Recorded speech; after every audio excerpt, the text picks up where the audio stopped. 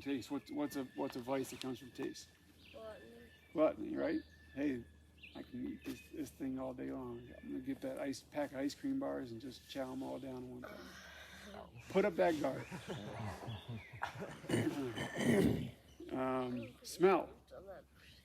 Smell when it comes to impurity. I don't know. Probably some sick way that can manifest itself. But your touch, put up guards against that. All those senses, think they're entryways into your mind, into controlling yourself. Put up guards against them. If you got, when we talk about hearing, we all like music, right? A lot of music out there is not good for us. Whether it's just kind of the noise it makes, the words, the lyrics, the kind of tune it is. You got a playlist that's full of that kind of music. Your guard is get rid of that playlist. Get rid of those songs. You're in the car with some friends and that kind of music comes on, change the channel. Hey guys, let's talk about something else. Does that make sense? So, here we are, effeminacy, pleasure, that's what I want. I avoid arduous stuff. If I'm effeminate, I'm seeking pleasure. My senses are overwhelmed, and it leads down the road to impurity. So you following where we're tracking now? All right, good. So how to fight effeminacy? What are some ways we can fight it? Self-control. Self-control, yeah. The Bible. The Bible, prayer, right? What else? Accountability. There you go. Find other guys who are like-minded and challenge them. We all love challenges. We're all competitive, right? So find your buddy who's like-minded and put something up there. There's a thing, I know Declan and Christopher have done it, it's called Exodus 90. I've done it a few times as well. And it's a 90-day challenge based on the idea that if you have a bad habit, it takes about 90 days to break it, right? And Exodus 90 is you read through the book of Exodus. And while you're doing it, you're fasting every Wednesday and Friday, basically just one small meal a day. You're exercising for 30 minutes a day, taking cold showers. What are some other things we did? Like no eating in between meals. Yeah, no snacking, an hour of prayer a day. And this program, you do it with friends, and you have an accountability group, and you meet up once a week. And if you try and do that on your own, probably not going to work. But you're in an accountability group, you meet up with the guys, you talk about it. Hey, I failed here, I did well here. You all know accountability groups work.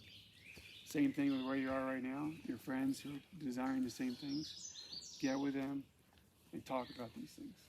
Talk about how you're going to avoid the impurity stuff that people are around you are kind of seeking, right? Fasting. We're all fasted right now. How's everyone feeling right now? Like your stomach? 10 hours ago, we were all really hungry, right? Now everyone's probably doing okay, right? That's just what our body does. You're still hungry, but it's not like your stomach's turning and saying, so now you know, like, hey, I've got 18 hours. My body says, hey, I can do this. I'm in survival mode. I can push through for a few more hours. So it's discipline. It's a sign that people, hey, why aren't you eating dinner? I'm fasting. Well, why are you fasting? You can fast for people. You can fast, to help you make yourself stronger, intentions. It's a way of prayer. There's multiple instances in the Bible where fasting is said to be good and encouraged, right? Stop complaining. That's how we fight effeminacy. Suck it up, buttercup. Yesterday you guys probably walked about probably a total of at least 8 miles, or moved 8 miles. In the morning we did some running exercise, up and down, back and forth, probably 8 miles at least. I didn't hear any complaining. That was awesome. And I think it's probably we're all enjoying each other's company. We're out here for a reason. We want to be here. But you take 99% of the population and we do that same thing to them. My feet hurt. You know, I saw people with blisters having their feet down. They weren't complaining though. That's awesome. Good for you guys. I'm proud of you. That's how you fight effeminacy. Does that make sense? All right, wrapping it up. So our goal is to possess authentic masculinity. So effeminacy, we fight it with doing things that are hard. Really, the answer is you fight it by being a true man, having authentic masculinity. Again, Merriam-Webster, terrible definition of masculinity. There is no good definition out there. We talk about toxic masculinity. Really, that's an oxymoron. Masculinity is a good thing. We need to know what it is, and we need to kind of seek that out. Toxic masculinity, no such thing. There's toxic, men out there who are doing things that are wrong, but toxic masculinity, they don't go in the same phrase together. What does our culture say is masculine? Muscular. Good at shotgunning a beer. Yeah, exactly. You can pound beers with all of them. The women love you. You're a womanizer. What else? Maybe you got a cool car. Is having a deep spiritual faith masculine in today's world? We know that it is, right? Who is the ultimate example of a masculine man? Jesus Christ, right? There's a lot of pictures or ideas we have when it comes to Jesus Christ that you can say, it's not as masculine as I thought. We all know Jesus loves the little children. Yeah, he does. But that's not the complete picture. Look about Jesus Christ crucified. Look at him hanging up on the cross. There's masculinity throughout his life. What do you do for 40 days in the Bible? What do you do? Fasted. He went out to the desert. He prayed and fasted. He got tempted by Satan multiple times. He withstood it all. That's masculine, right? What do you do when there was a woman they were in a stone for adultery? Yeah, he stopped and said, "Hey, you without sin, throw the first stone." Right? That's masculine. He stepped up for a woman, right? The passion. Where did the passion start? The passion of Christ.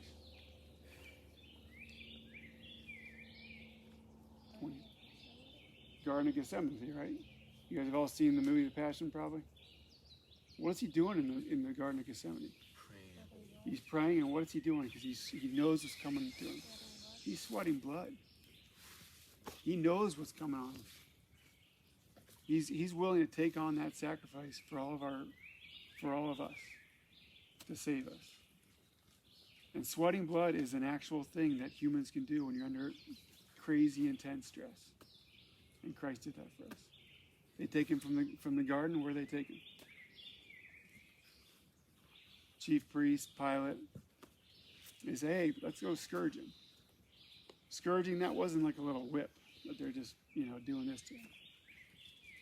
You guys saw the Passion. I mean, it's a guy on either side with these long whips, and on the end are these hook things, ripping into his flesh, ripping it out. Back completely torn up. Is he complaining? No. He knows what he's going through is important, and that's what he was sent there to do, right? Hey, let's throw a crown of thorns on him. We walked through the forest yesterday. We all ran into thorns, right? Imagine having, 2-inch long thorns stuffed on your head, right? That's masculine. He's sacrificing himself, his body for us. Hey, let's throw this, cross on your back. Walk it up to the place of your death. Fall a few times. When we get up there, we put nails in your hands and feet. We mock you. That's authentic masculinity right there, right? But God in the Old Testament, all kinds of commands, right? 10 Commandments, often, talking to the prophets talking to, Gideon, lots of commands in there. How many commands are there in the New Testament? 2. Is it 2? I know of only one, right? Love God and love your neighbor. I'm talking about from God the Father. Yeah, Jesus Christ has a lot of commands, but from God the Father, how many commands are there in the New Testament? I know of only one. You guys know what it is?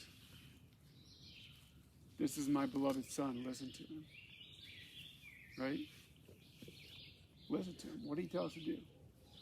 He didn't tell us to shirk away from danger. He didn't tell us to sit on the couch and veg out, right? He showed us through his actions too, like we just talked about. Without masculinity, authentic masculinity, there's no salvation. If he wasn't truly masculine, there's no dying on the cross. There's no salvation. So that's our call. Turn away effeminacy. Take up masculinity. Seek out someone else in your peer group. Walk with them. Talk about these things. Does that all make sense? Mm-hmm. So, this is my body given for you. That sums it all up. We as men, we're called to be providers and protectors. We give our bodies for those that we love, whether it's our family, whether it's our teammates in the military, on the SWAT team that we're on, our wingmen that we're flying with. We're providers and protectors. And Christ went out there and did that throughout his 33 years on this earth. A lot of it we don't know about. St. John in the Gospels, what does he say? If we wrote down everything Christ did, there wouldn't be enough paper to write it all on. What we get in the Gospels is a small snippet of what he actually did. So there he is. Jesus Christ crucified. That's our role model. That's authentic masculinity. That's going to take us away from effeminacy, and it's not going to lead us down that path towards impurity. Any questions? You're up. Thank you for your attention.